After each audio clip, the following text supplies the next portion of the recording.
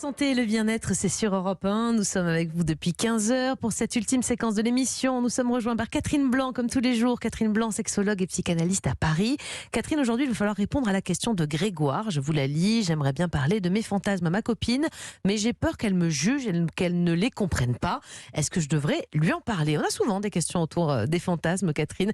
C'est chacun les siens. Est-ce qu'on peut vraiment juger de toute façon les fantasmes de nôtres? On sait très bien que chacun a les siens, quoi. Voilà. Oui, chacun a les siens, certes. Simplement, c'est sûr que vous savez que quand on est en couple, on est toujours dans l'envie de voir dans la même direction, et que quelqu'un puisse voir dans une direction très différente et peut-être choquante pour nous, peut tout d'un coup briser la confiance quant au regard, quant au geste posé sur soi. Parce que selon les fantasmes qui sont les siens, eh bien, elle peut se dire, alors donc quand il me regarde comme ça, ou donc quand il fait ça, ou donc, et ce qui du coup vient polluer sa propre sexualité.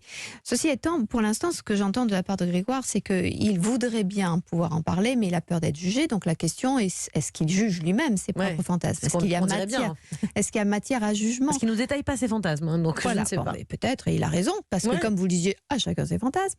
Mais effectivement, il veut pouvoir en parler, et à la fois, il a peur d'être jugé. Donc je crois que la première des choses, c'est de dire, j'aimerais bien te parler de mes fantasmes, mais je crains ton jugement.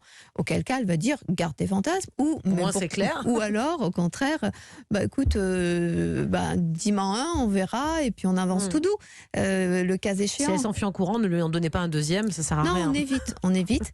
Mais aussi, ça pose la question, pourquoi je veux lui parler de mes fantasmes? Est-ce que c'est parce que je veux absolument les vivre? Auquel cas, je risque de vouloir enfermer notre sexualité dans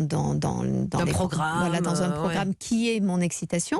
Ou alors, est-ce que je veux les raconter parce que j'ai besoin qu'on me mette en paix quant à mes fantasmes, parce que quelqu'un les partage avec moi. Parfois, il vaut mieux aller les partager à ce moment-là avec un thérapeute qui ne va pas les partager sexuellement, bien sûr, mais va pouvoir les accueillir et permettre peut-être de les comprendre ou de les dénouer s'ils posent problème à la personne en question. Oui, parce que là, Grégoire, il a presque la réponse à sa question. On comprend qu'il y a différents types de fantasmes. Alors, je ne sais pas où est-ce qu'il faut placer la ligne, mais si jamais son fantasme à lui, c'était, je ne sais pas, de faire l'amour à 4 femmes avec une trompette dans la forêt de Rambouillet, on peut comprendre. Où est-ce que vous mettez la trompette? Non, mais la trompette, vous la mettez où vous voulez, mais on peut comprendre que ça puisse peut-être... Je sais pas ce que vient faire cette trompette, là, tout d'un coup. Mais ça veut dire qu'il peut y avoir... Il y a fantasme et fantasme. Si c'est faire l'amour dans un avion, bon, peut-être que c'est acceptable, entre guillemets, donc il se doute bien... Je suis pas sûr que ce soit autorisé. Non, mais c'est pas autorisé, mais on peut comprendre, voilà, c'est un vieux lieu commun, donc peut-être que ça dépend où on fixe la limite du fantasme, et donc il sait peut-être qu'il faut se taire et ne pas l'aborder, au risque peut-être de casser une certaine image qui pourrait renvoyer de celle qu'il est de conjoint ou de copain.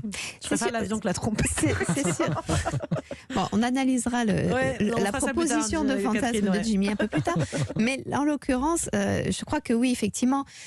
Pourquoi vouloir toujours ça? C'est un petit peu la pornographie qui nous a invités à repartager, tout dire, ce qui me plairait, ce qui me plairait pas, ce qu'on devrait faire pour performer un peu plus. Et on vient bousculer le couple, alors que peut-être que si c'est un fantasme et qu'il m'excite et qui me permet, en l'occurrence, cet homme d'avoir une érection, il a une érection et il en profite dans le cadre de son couple.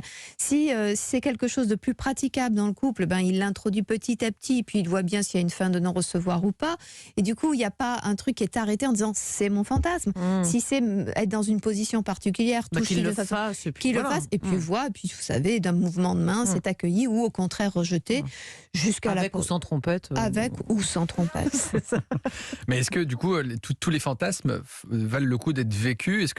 Est-ce que ça fait vraiment du bien d'assouvir un fantasme, ou c'est juste l'idée qu'on pourrait avoir du fantasme, et puis une fois qu'on le réalise, on se dit finalement... Je suis mauvais musicien.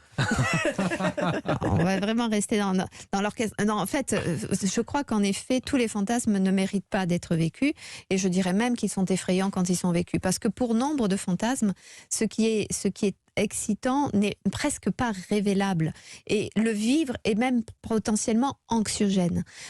Prenons un fantasme que nombre de femmes peuvent raconter dans le cadre, en tout cas, et en être choquées elles-mêmes, dans le cadre de la consultation, à savoir d'être prises à leur insu. Vous pensez bien que le prise à leur insu, dans le cadre de la vraie vie, eh bien, c'est ce qui les amèneront à crier haut et fort au scandale, et elles auront raison. Bien sûr. Et à l'abus, et elles auront raison. Donc, le fantasme est source d'une excitation parce qu'il raconte quelque chose entre soi et soi. Il n'introduit pas l'autre. Et il projette sur l'autre des choses, mais il ne l'introduit pas. Alors qu'à partir du moment où on est dans l'expression et le vécu des choses, alors il y a des choses qu'on peut aller flirter avec le cas échéant, mais on y va et sans les avoir dit, ce qui nous permet de revenir en arrière si ça ne nous convenait pas. Mais se les raconter comme ça, c'est s'exposer à une dangerosité ou soi-même, ou exposer l'autre à une lecture rétrécie de soi-même, puisqu'un fantasme n'est qu'un fantasme.